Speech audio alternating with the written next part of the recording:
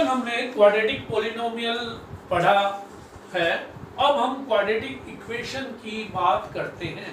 जैसे हमने पढ़ा था क्वाड्रेटिक पॉलिनोमियल, जिसको हमने एफ ऑफ एक्स लिखा था और इसकी स्टैंडर्ड फॉर्म लिखी थी a x square plus b x plus c. Quadratic polynomial हमने पढ़ा था, उसमें हमने f of x is equal to a x square plus b x plus c लिखा था। अब इसी में ही if f of x is equal to 0 कर दो, मतलब that is a x square plus b x plus c is equal to 0 कर दो, then it is called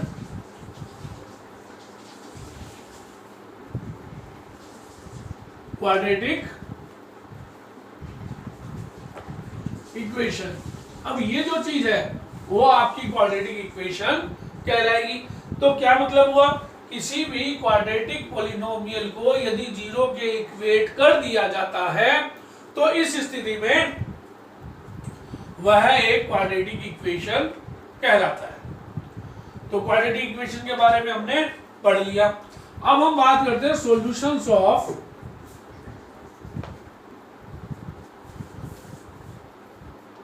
quadratic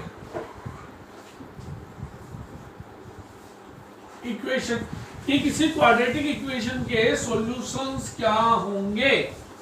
तो यहां सॉल्यूशन निकालने के कई तरीके हैं। जो पहला तरीका है वो है फैक्टराइजेशन मेथड। फैक्टराइजेशन मेथड ये हम 8th क्लास से करते हुए आ रहे हैं और अभी हमने रिसेंटली जब क्वाड्रेटिक पॉलिनोमियल के सॉल्यूशंस फाइंड आउट किए थे तो उसके अंदर भी हमने इसकी किया था। फैक्टराइजेशन मेथड मतलब middle term splitting method. Factorisation method का मतलब होता है मिडल टर्म स्प्लिटिंग मेथड। अब इसमें हम करते क्या है, उस प्रोसेस को हम समझते हैं। देखो, जैसे मैंने एग्जांपल के लिए लिया x square minus 10x plus 21 is equals to 0। ये क्वाड्रेटिक इक्वेशन हो गई मेरी। अब इस क्वाड्रेटिक इक्वेशन के मेरे को सॉल्यूशन फाइंड आउट करने हैं मिडिल टर्म स्प्लिटिंग से। तो यहां पे जो पहली टर्म आ रही है इसको मैं लिख रहा हूं first term. This is known as middle term. और ये जो चीज है ये मेरी कौन सी हो गई, थर्ड टर्म, या इसको आप क्या लिख सकते हो, लास्ट टर्म भी आप लिख सकते हो। आपको करना क्या है, आपको हमेशा फर्स्ट टर्म और लास्ट टर्म का मल्टीप्लाई करना है। यहां मल्टीप्लाई करते हुए आपको ये ध्यान रखना है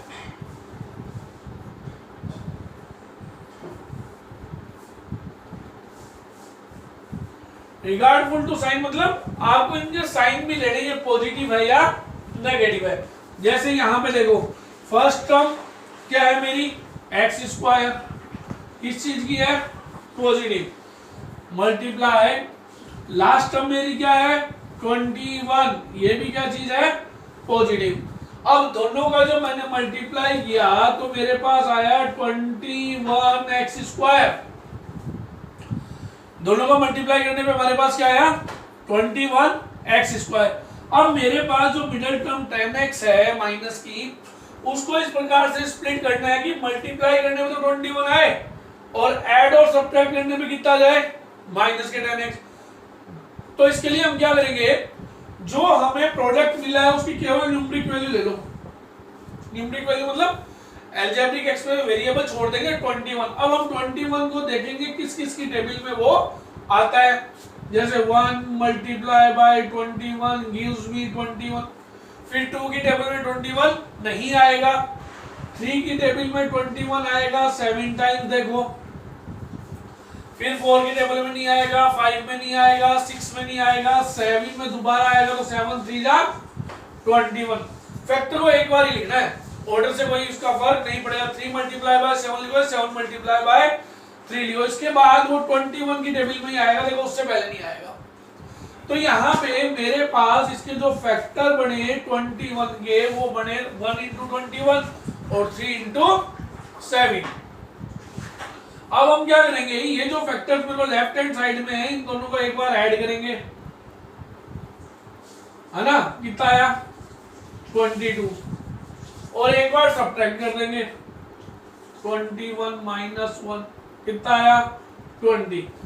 इनको मल्टीप्लाई ऐड या सब्ट्रैक्ट करने के बाद हमें देखना है क्या मिडिल टर्म की न्यूमेरिक वैल्यू आ रही है। साइन को हम बाद में देख लेंगे। 10, क्या 10 आ रही है, नहीं आ रही, नहीं आ रही है तो ये मेरे काम के नहीं है। लेंगे 3 प्लस 7 10 और 7 माइनस 3 4।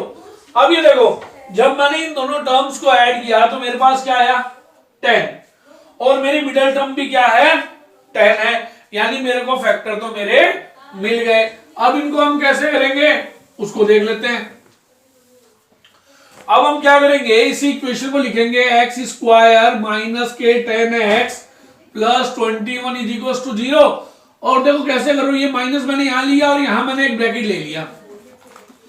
अब इस ब्रैकेट में क्या लिखूंगा, जो मेरे पास 10 के ये फैक्टर आए हैं, 10 कब आया था 7 प्लस 3, ये देखो ये 10 बन गया 7 प्लस 3, और ये x मेरे पास यहां गया, ऐसे कैसे आ गया।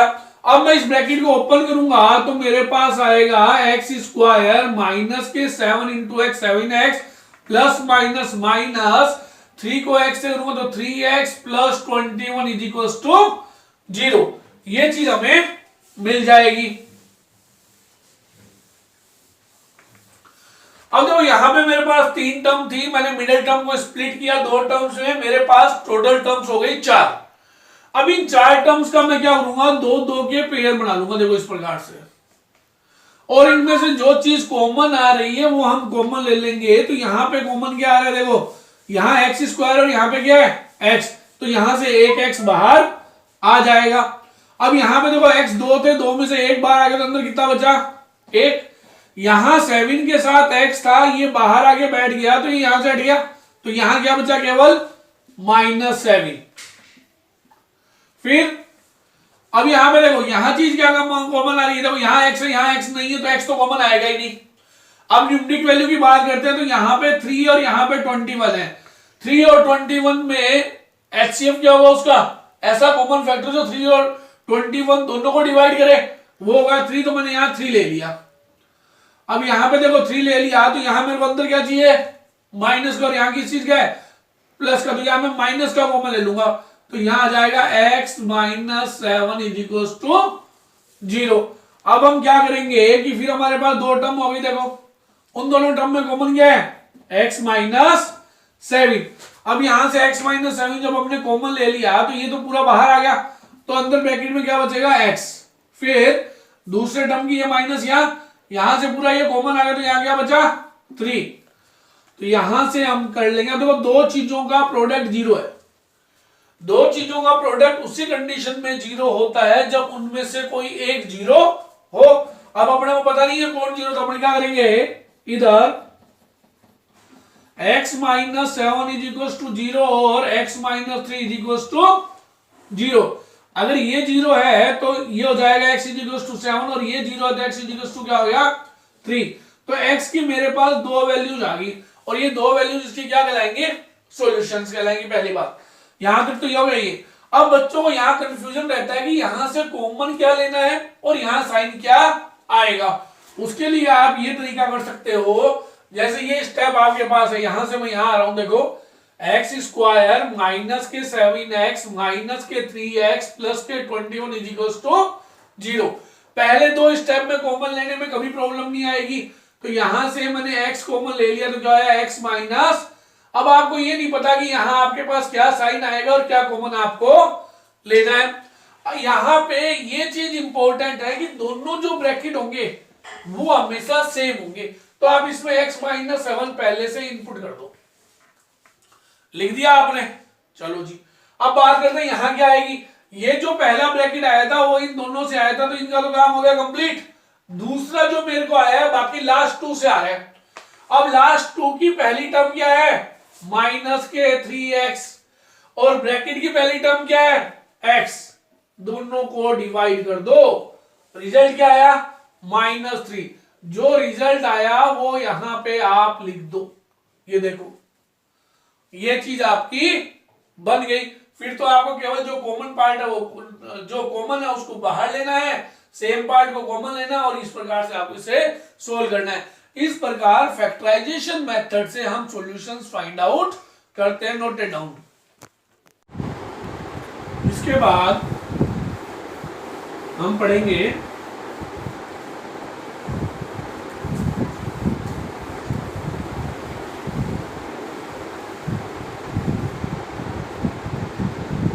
अपने स्टैंडर्ड फॉर्म जो क्वाड्रेटिक इक्वेशन है पढ़ी थी, क्वाड्रेटिक, वो हमने पढ़ी थी ax² plus bx plus c equals to 0। यहाँ एक कंडीशन ये है कि a आपका 0 के बराबर कभी भी नहीं होना चाहिए, क्योंकि अगर a आपका 0 हो गया तो ये पूरी टर्म 0 हो जाएगी और फिर x की जो हाईएस्ट पावर है वो 1 रह जाएगी, तो क्वाड्रेटिक नहीं रहेगी। तो क्वाड्रेटिक के लिए ax² plus bx plus c equals to 0 में a आपका 0 नहीं होना चाहिए। दूसरी बात, जब भी आप दी गई अलजेब्रिक एक्सप्रेशन को सॉल्व करते हैं तो सॉल्व करने के बाद आपके पास x की हाईएस्ट पावर 2 ही आनी चाहिए, तो वो क्वाड्रेटिक है, अदरवाइज वो क्वाड्रेटिक नहीं है। फॉर एग्जांपल जैसे आपको दे दिया x - 3 x + 2 equals to x - 5 x + 7 और कहा कि चेक करो ये क्वाड्रेटिक है या नहीं है। आपको ये बोला गया कि आपको ये चेक करना है क्वाड्रेटिक है या नहीं है, तो आप क्या करोगे, आप इसको इससे मल्टीप्लाई करो तो ये हो जाएगा x बार x + 2 - 3x + 2 x + 7 - 5 x + 7 तो हो जाएगा x² + 2x - के 3x - के 6 x² + के 7x - के 5x - के 35। अब x² से x² यहाँ क्या हो गया, कैंसिल। क्यों, क्योंकि इक्वल्स में सेम साइन वाले कैंसिल हो जाते हैं जिनके कोफिशिएंट सेम होते हैं, तो ये कैंसिल हो गया। तो यहाँ पे क्या बचा, देखो यहाँ से आया -x -6 इक्वल्स टू 2x - 35 तो हो जाएगा -x -के 2x -के 6 प्लस के 35 इक्वल्स टू 0 हो जाएगा -के 3x प्लस के 29 इक्वल्स टू 0।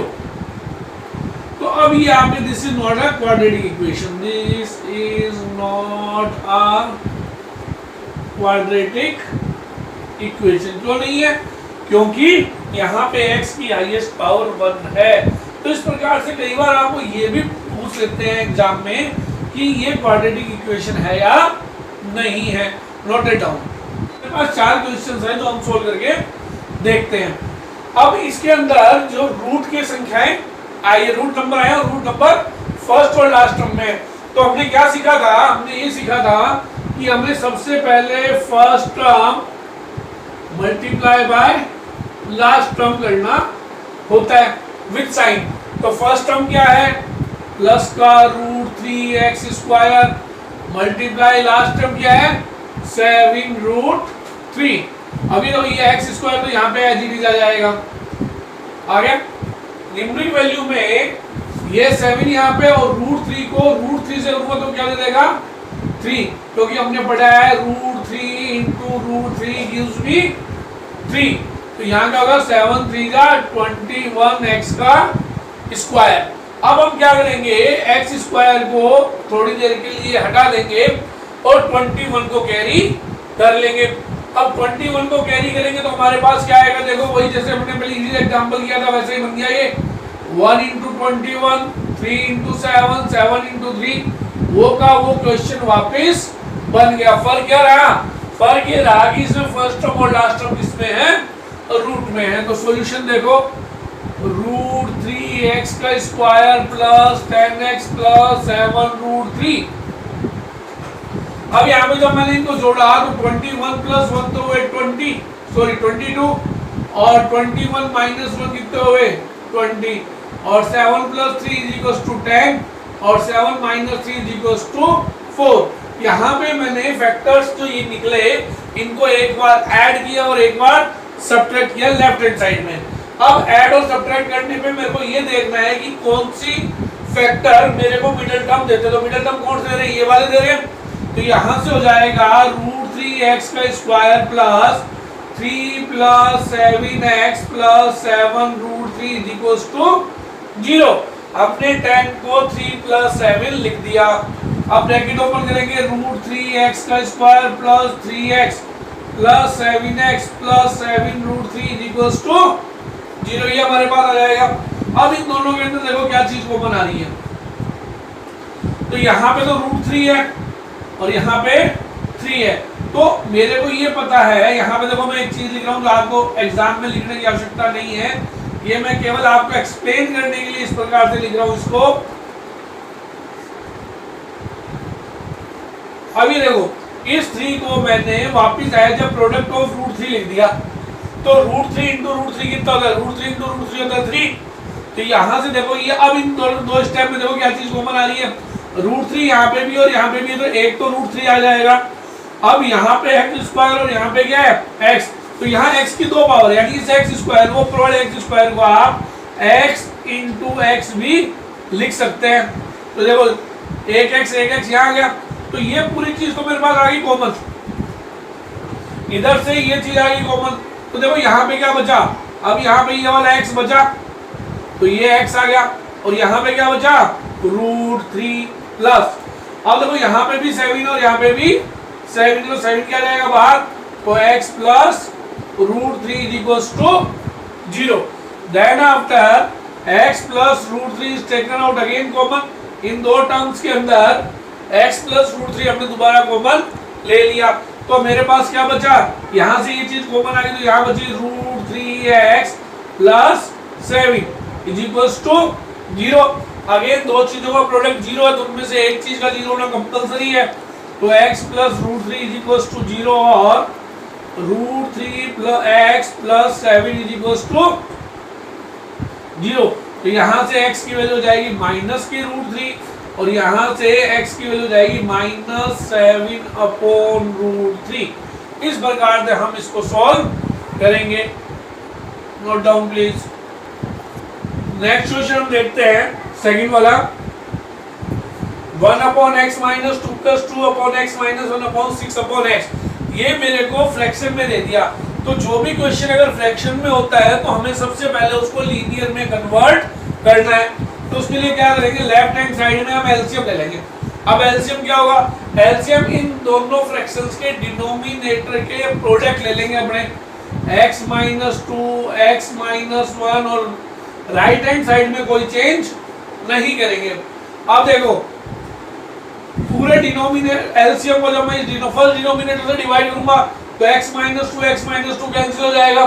जो बचेगा उसको न्यूमिनेटर से मल्टीप्लाई करना, तो 1 into x minus 1 plus again देखो ये पूरा एलसीएम और डिनोमिनेटर सेकंड फ्रैक्शन के डिनोमिनेटर से डिवाइड करेंगे और डिनोमिनेटर से डिवाइड करने के बाद अब डिवाइड करोगे देखो x माइनस 1 से x माइनस 1 कैंसिल होगा। जो बचेगा उसको इस न्यूमिनेटर से मल्टीप्लाई कर देंगे।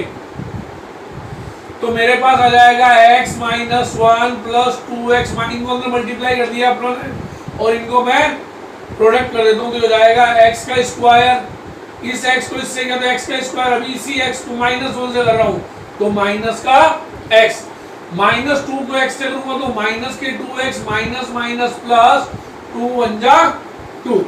अब यहाँ पे देखो ये x और ये x लाइक टर्म में दोनों पॉजिटिव, तो 3x, ये दोनों नेगेटिव है तो माइनस के 5 upon x square minus 3x plus 2 is equal to 6 upon x।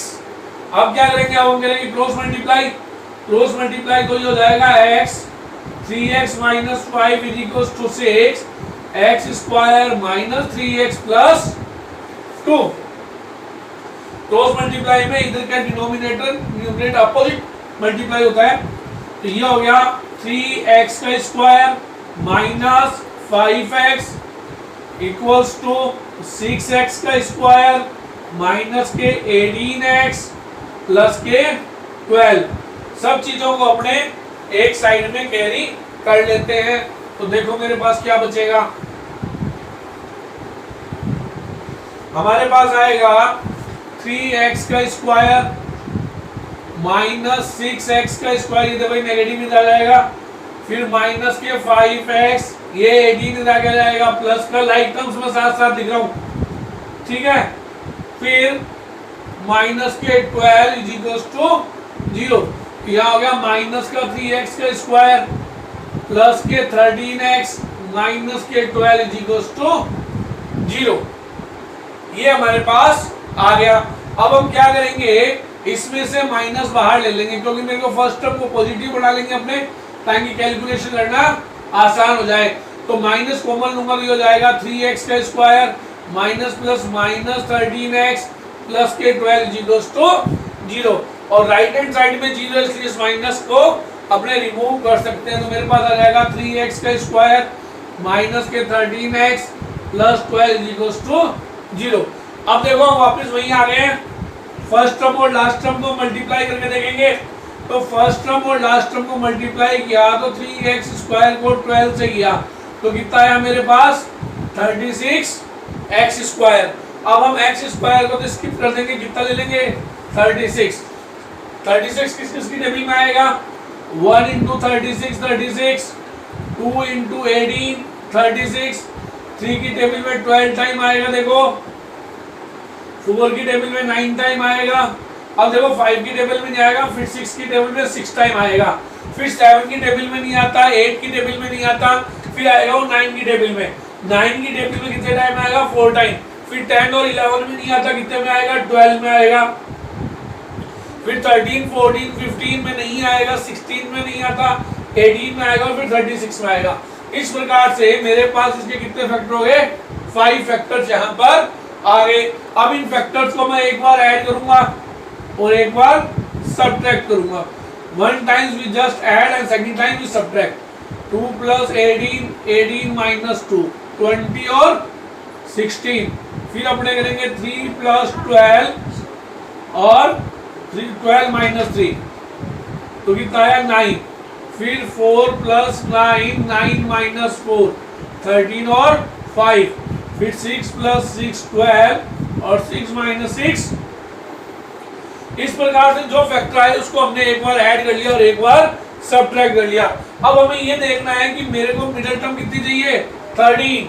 तो देखो कौन सी ऐसी टर्म है जिनका ऐड या सब्ट्रैक्ट 13 आ रहा है, ये देखो ये रहा, तो ये कितना आया 13 आया। अब 13 आया तो मैं इस 13 को क्या लिख दूंगा 9 प्लस 4 लिख दूंगा। तो इस प्रकार से हमें फैक्टराइज करते समय इस बात का ध्यान रखना है कि फैक्टर कैसे फाइंड आउट करनी है, मैंने आपको सिखा दिया। अब ये देखो माइनस इसको लिख दूंगा 9 plus 4x plus 12 is equal to 0। यहाँ पे आ गया ये 3x का स्क्वायर माइनस के 9x माइनस के 4x प्लस के 12 इज इक्वल टू 0। अब मैं ये देखो मिडिल टर्म स्प्लिटिंग हो गई है, चार टर्म मेरे पास आ गई है, दो ले लेंगे अपने। यहाँ से आएगा 3x, अभी जब ये 3 बाहर आ गया और इस 2x से एक x माइनस ये x बाहर आ गया, यहाँ कितना हो जाए 3 माइनस के 4 x minus 3 is equal to x minus 3 हमने दोबारा कॉमन ले लिया तो 3x minus 4 is equal to 0। Again product of two term is equal to 0, that means उनमें से कोई एक टर्म तो 0 है ही है। तो यहां से हो जाएगा इधर x minus 3 is equal to 0 और 3x minus 4 is equal to, अब देखो अगर x minus if x minus 3 is equal to 0 तो x की वैल्यू कितनी आई 3, और if 3x minus 4 is equal to 0 तो 3x इज इक्वल टू कितना आएगा 4 आएगा, तो x की वैल्यू कितनी आ जाएगी 4/3। इस प्रकार से हम अगर फ्रैक्शन में दिया गया है तो उसको सॉल्व करते हैं। Note down please. अब हम थर्ड क्वेश्चन चालू कर रहे हैं which is again very very important. This time जो रूट हमारे पास आया है वो रूट जो डिजिट है वो मिडिल टर्म में आ गया है। लास्ट टाइम जो हमने फर्स्ट क्वेश्चन पढ़ा था उसके अंदर रूट फर्स्ट और लास्ट टर्म में था, then it is quite easy to solve, but whenever we get a root in the middle term then the question becomes complicated. ध्यान रखना जब भी रूट मिडिल टर्म में आ जाता है तो ये थोड़ा सा कॉम्प्लिकेशन हो जाता है, कॉम्प्लिकेटेड क्वेश्चन हो जाता है। अब इसको कैसे सॉल्व करना, there is a trick, if you follow that trick you can solve it very easy. यहाँ पे एक ट्रिक काम करेगी जो मैं आपको बताता हूँ, अगर आप उस ट्रिक से करते हैं तो आपका क्वेश्चन सॉल्व करना बहुत आसान हो जाएगा। पैटर्न अभी भी वही रहेगा, हम फर्स्ट टर्म को लास्ट टर्म से with respect to sign multiply करेंगे। 3x² पॉजिटिव है, 2 लास्ट टर्म पॉजिटिव है, दोनों को मल्टीप्लाई किया, I get positive 6x²। Now अब आपको क्या लेना है, केवल न्यूमेरिक वैल्यू लेनी है जैसे हम पहले भी करते आ रहे हैं। इसके बाद हम पहले क्या करते थे, हम पहले डायरेक्ट फैक्टर निकालते थे। जब number root number middle term में आ जाएगा तो डायरेक्ट फैक्टर हम नहीं निकालेंगे। तो हम क्या करेंगे, हम जो रूट में डिजिट है, रूट में जो भी डिजिट है उससे जो आपका प्रोडक्ट आया उसको डिवाइड करोगे। जैसे प्रोडक्ट 6x² है तो न्यूमेरिक वैल्यू 6 ले लो और यहाँ रूट के अंदर कितना है 6, तो पहले इसको डिवाइड कर दो तो वैल्यू कितनी आ गई आपके पास 1। जो रिजल्ट आए उसके फैक्टर आपको करने हैं। जैसे रिजल्ट कितना है यहाँ पे 1, अब आपको 1 के फैक्टर करने हैं। तो 1 की टेबल में आता है और किसी की टेबल में आता नहीं है। अब एक ही फैक्टर बनेगा, एक ही फैक्टर को मैंने ऐड कर दिया और सब्ट्रैक्ट कर दिया, तो ऐड करने पे मेरे को वो चाहिए मिल गया जो मेरे को चाहिए। क्योंकि रूट 6 से मैंने यहाँ डिवाइड कर दिया था, तो जब हम फैक्टर ऐड या सब्ट्रैक्ट करेंगे तो केवल वही नंबर कंसीडर करेंगे जो विदाउट रूट है। ये आपको ध्यान में रखना है, क्योंकि यहाँ मैंने रूट 6 का इफेक्ट डिवाइड करके खत्म कर दिया है, तो वही नंबर कंसीडर करेंगे जो विदाउट रूट है। तो इस प्रकार से मेरा फैक्टर क्या है 1 + 1। अब इसको लिखेंगे कैसे वो देखो, ये इसका सबसे इजी टर्म है, सोल्व करने का इजी तरीका है। तो 3x² प्लस माइनस इस 2 को लिख दिया 1 + 1, ये रूट 6x आपको ऐसे के ऐसे ही यहाँ लिख देना है।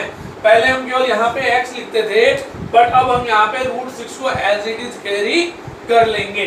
तो यहाँ से क्या आएगा 3x² minus root 6x plus minus root 6x plus 2 = 0। तो यहाँ पे आएगा 3x² माइनस, अब ये देखो यहाँ पे मेरे पास रूट 6 है तो रूट 6 को रूट 3 इंटू रूट 2 लिख लूंगा मैं। यहाँ पे भी root 3 multiply by root 2x plus 2। ऐसे लिखने के बाद हम क्या करेंगे कि यहाँ पे देखो अब रूट्स में नंबर आ रहे हैं और ये विदाउट रूट है, तो इनको भी हम रूट में एक्सप्रेस कर देते हैं। ये लो minus root 3 into root 2x minus root 3 into root 2x plus root 2 into root 2 = 0। ऐसे करने से आपको कॉमन लेने में बहुत ज्यादा आसानी होगी। अब देखो इन दोनों स्टेप्स में क्या क्या कॉमन है, कोई भी बता सकता है। यहाँ पे रूट 3 है और यहाँ पे भी रूट 3 है, तो पहला मेरे पास कॉमन क्या आ गया रूट 3। इसके बाद यहाँ पे x² और यहाँ पे x है तो 1x बाहर आ जाएगा, बचा क्या अंदर। अब यहाँ पे देखो रूट 3 तो बाहर आ गया, 1x बाहर आ गया, तो यहाँ बचा रूट 3x। चेक कर लो। फिर ये माइनस का साइन, यहाँ से ये रूट 3 चला गया, ये x चला गया, तो यहाँ क्या बचा केवल रूट 2 प्लस यहाँ पे जो भी साइन है माइनस का साइन आएगा कॉमन। साइन का कैसे चेक करना वो मैंने आपको पहले बताया है। अब यहाँ पे देखो रूट 2x यहाँ पे भी है, सॉरी रूट 2 यहाँ पे भी है और रूट 2 यहाँ पे भी, तो ये रूट 2 बाहर आ गया, तो यहाँ बच गया रूट 3 और ये x प्लस माइनस रूट 2 = 0। ये बात हमेशा ध्यान रखनी है, दोनों ब्रैकेट सेम होंगे रिगार्डफुल टू साइन। अगर ये नेगेटिव दोनों ब्रैकेट सेम होंगे तो ही आपका फैक्टराइजेशन सही होगा। तो यहाँ पे root 3x minus root 2 common, तो रूट 3x माइनस रूट 2 = 0। अब देखो दो चीजों का प्रोडक्ट 0 आ रहा है, तो एक एक करके मैं दोनों को 0 कर देता हूँ। मैं लिखता हूँ इधर रूट 3x माइनस रूट 2 = 0 और रूट 3x माइनस रूट 2 = 0। यहाँ से आ जाएगा रूट 3x माइनस रूट 2 = 0, तो रूट 3x ये अंदर मैंने ट्रांसफर कर दिया तो पॉजिटिव हो गया, और ये मल्टीप्लाई में है तो ये डिवाइड में चला जाएगा, तो x की वैल्यू हो जाएगी 2/3। √3 ऐसे इसको सॉल्व कर देंगे, सेम होगा ये क्योंकि नंबर सेम है। तो √3x = √2x = √2/√3 तो 2/3। इस प्रकार से हम रूट वाले जब मिडिल टर्म में रूट आ जाता है तो हम क्वेश्चन को सॉल्व करते हैं। Note down please. नेक्स्ट मेरा क्वेश्चन है 4x² - 4a²x + a⁴ - b⁴ = 0 और इसको मेरे को सॉल्व करना है।